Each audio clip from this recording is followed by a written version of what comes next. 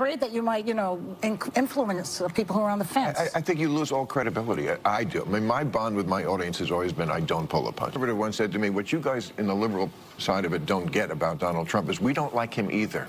Yeah. It's just that in this country, it's binary. I mean, gender may not be binary, but politics is. You only get two choices. And the stuff that they are afraid of, they see Donald Trump as a bulwark against, and that stuff is a lot closer to the home. After Bill Maher sharply criticized Whoopi Goldberg, Joy Behar quickly stepped in to defend her co-host. But instead of shifting the conversation, the situation only brought even more backlash her way. What started as an attempt to support Whoopi soon turned into a difficult public moment for Behar herself, leaving many viewers questioning whether either of them could recover from the criticism. If you enjoy heated political debates and headline-making media clashes, make sure to subscribe because this story is just getting started. Out there, that hat that you keep wearing, that red hat that says "Make America Great Again," that tells people that you go along with this. So you might as well just put a swastika on the hat. Don't do that. Don't do that. Because we say it anyway. Well, I think some people resent the question, like, what don't you get? Look, I'm not going to defend Donald Trump ever, but I would never say that we should put the swastika on the cap, because I think you can hate Donald Trump. You can't hate everybody who likes him. It's half the country. One of the biggest confrontations between Bill Maher and Joy Behar centered around the MAGA movement and Donald Trump. During the debate, Behar echoed a comparison often used by some progressive voices, linking MAGA supporters to Nazis. Maher immediately pushed back against that argument and made it clear he completely rejected the comparison. Maher explained that criticizing political movements is part of democracy, but labeling millions of Americans with extreme comparisons crosses a dangerous line. In his view, reducing political disagreement to insults only deepens division and shuts down meaningful discussion. He argued that democracy depends on open debate and the ability to engage with people who hold opposing beliefs, even when those opinions are unpopular or frustrating. According to Maher, refusing to speak with or coexist with people simply because of their political views weakens the foundation of democratic conversation itself. For Maher, the growing culture of political tribalism, where opponents are treated like enemies instead of people with different perspectives, is something he believes should not become normalized. Nervous about saying anything against Biden because I feel, not that I have so much power, and you have some more than I do, obviously, but I don't know about that. Are you afraid that you might, influence people who are on the fence? I think you lose all credibility. I do. I mean, my bond with my audience has always been I don't pull a punch. Yeah. My bond with my audience is you're not going to like everything I say, but I'm saying what I really think is true. A closer look at the exchange suggested that Joy Behar may have been steering the discussion in a very specific direction. Rather than casually commenting on politics, she appeared to be guiding the conversation toward a direct comparison between President Biden and Donald Trump. By mentioning discomfort over criticizing Biden, Behar seemed to create an opening that could encourage Bill Maher to shift into a broader criticism of Trump. The approach relied on the common belief among many on the left that Trump has had a hostile relationship with major media organizations, especially because of his history of legal battles with several outlets. The setup was subtle, presented almost as a personal concern rather than a strategic talking point. However, Maher appeared to recognize where the conversation was heading almost immediately. Instead of following the path Behar seemed to lay out, he avoided the trap entirely and kept control of the discussion on his own terms. Presents as old. It's not really fair. No. Because he's almost the same age.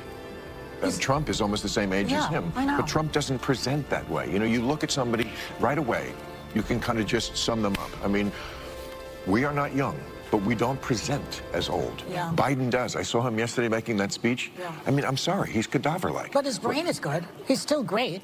Well, here's what I said. Like, when I came back after the strike in September, I said, he should get out. Because he's just lost the faith of people. It's not fair. He's actually done a pretty good job. Yeah. But I said he's going to be Ruth Bader Biden. That's the term I use. Ruth Bader Ginsburg. She stayed too long at the fair. As the discussion continued, it became clear that Behar's approach was no longer working the way she intended. Her reaction during the exchange suggested the conversation had moved beyond her control, and the direction she appeared to expect never materialized. Instead of turning his attention toward Donald Trump, Bill Maher shifted the focus directly onto President Joe Biden. He argued that Biden's decision to remain in the race too long played a major role in the Democrats' loss in the 2024 election. According to Maher, stepping aside earlier could have changed the outcome significantly. What strengthened Maher's argument, in the eyes of his supporters, was the fact that he had raised these concerns long before the election result. For months, he openly questioned Biden's mental sharpness and repeatedly warned that it could become a serious political problem. Maher maintained that many people on the left dismissed those concerns at the time instead of addressing them directly. After the election, however, supporters of Maher argued that those earlier warnings suddenly appeared far more difficult to ignore. Obama had her over to the White House, like in 2013, to hint, hey, spend more time with the grandkids. That would not be a good idea, Ruth. And she didn't take the hint, and she was not in good health, and she stayed too long, and she ruined her legacy and got the Supreme Court now to be a pretty right-wing organization. Said Biden shouldn't do that, but, ego, he's Dracula. He has crossed oceans of time to be here, and he's not going to give it up now. Maher didn't stop with his earlier criticism of President Biden. As the discussion intensified, he delivered one of his sharpest comparisons of the night, likening Biden to Dracula, someone unwilling to leave the spotlight even when the situation clearly called for it. The comparison was meant to highlight what Maher saw as Biden's refusal to step aside, despite growing concerns surrounding his leadership and public image. According to Maher, the president became too focused on maintaining influence and preserving his political legacy, while overlooking the larger consequences for the Democratic Party and the 2024 election. Maher argued that a decision to withdraw earlier could have strengthened the party's chances moving forward. Instead, he suggested Biden remained in the race too long, a choice he believes may have significantly affected the direction of the election and the broader political landscape. The moment stood out because Maher framed it not simply as a political mistake, but as a failure to recognize when leadership sometimes requires stepping away rather than holding on to power. One said to me, what you guys in the liberal side of it don't get about Donald Trump is we don't like him either. Yeah. It's just that in this country, it's binary. I mean, gender may not be binary, but politics is. You only get two choices. And the stuff that they are afraid of, they see Donald Trump as a bulwark against. And that stuff is a lot closer to the home. Maher also addressed a topic that he believes many media personalities, including Joy Behar and others on The View, often avoid discussing directly: the reason Donald Trump continues to maintain strong support among millions of voters. According to Maher's perspective, many Americans see Trump as a political figure willing to challenge cultural and political trends that others are afraid to confront. His supporters view him as someone who refuses to back down under pressure or apologize simply to satisfy critics. Over the years, Trump has faced constant public criticism, intense media scrutiny, legal disputes, and repeated political attacks. Despite that, Maher argued that Trump's ability to continue fighting through those controversies became part of what strengthened his connection with voters.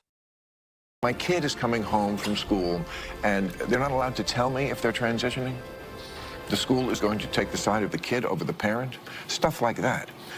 There is a lot of crazy stuff on the left. This book, there's stuff that each side is going to like and probably stuff they're not going to like so much in there, because that's the answer to the Donald Trump situation is what's going to get him elected is this woke stuff that a lot of people in this country just don't go for. Maher argued that the 2024 election was driven by more than economic concerns or standard political division.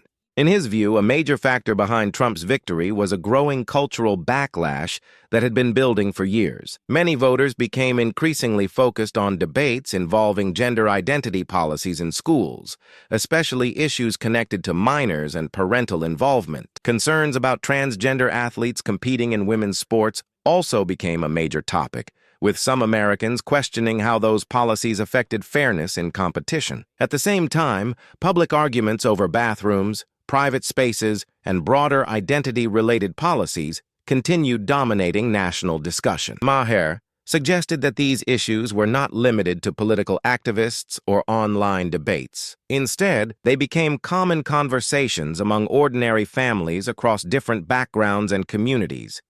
Watching this clip, I couldn't help but think how ironic that Whoopi Goldberg and Joy Behar and the rest of the ladies on The View spend their time calling Republicans the conspiracy theorists. But they have been wrong about everything they have said over the last couple of years. They likened President Trump to Hitler. They have mocked him. They have shamed him. They have lied about him consistently on their show. And it was a joy to watch them on November the 6th when they realized that tens of millions of Americans do not listen to the lies that they have spewed. White House Press Secretary Caroline Leavitt later criticized both Joy Behar and Whoopi Goldberg, arguing that they no longer reflect the views and concerns of many everyday Americans. Her comments added even more attention to the growing debate surrounding media coverage of Donald Trump. According to critics of mainstream media, opposition toward Trump began almost immediately after he entered presidential politics, long before his administration had fully taken shape. For many voters, it appeared that strong conclusions had already been formed before major policy debates even occurred. Over time, some Americans, particularly those outside major media and political circles, became increasingly skeptical of the constant criticism directed at Trump. Many felt that certain public statements and predictions did not match their own experiences or what they believed to be true. As a result, repeated political attacks against Trump often had an unintended effect. Instead of pushing voters away from him, they caused some people to lose trust in commentators and media figures they believed were exaggerating or misrepresenting issues. According to that perspective, the credibility of outspoken critics suffered just as much as the political figures they were trying to challenge. And are completely out of touch with reality. And you're right, ABC should wake up. They just paid $15 million to President Trump's future library. That's a great thing for the American people. It is. You know, I wanted to start with that crazy absurdity because during my tenure as White House press secretary, there was a lot of absurdities coming from the press. I remember one briefing where Ryan Lizza bizarrely asked me if Trump was happy that the South lost the Civil War, to which, like, you could see me, I stopped, I looked at him and said, that is absurd. I mean, you'll deal with these kind of crazy questions from the White House podium. For critics, the situation highlighted a larger issue within modern media. They argued that repeated controversial statements and aggressive political rhetoric can eventually damage both public trust and corporate credibility.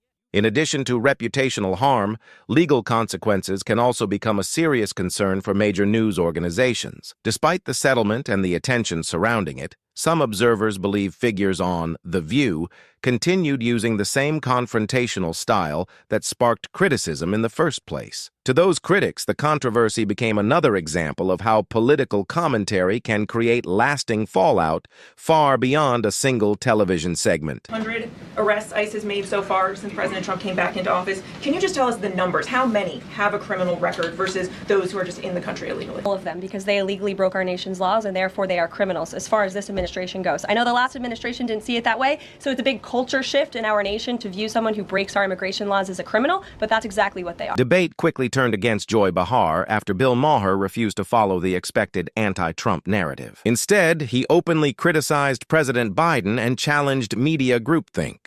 For many viewers, the moment highlighted growing distrust in partisan commentary and showed why Maher continues attracting attention across the political spectrum.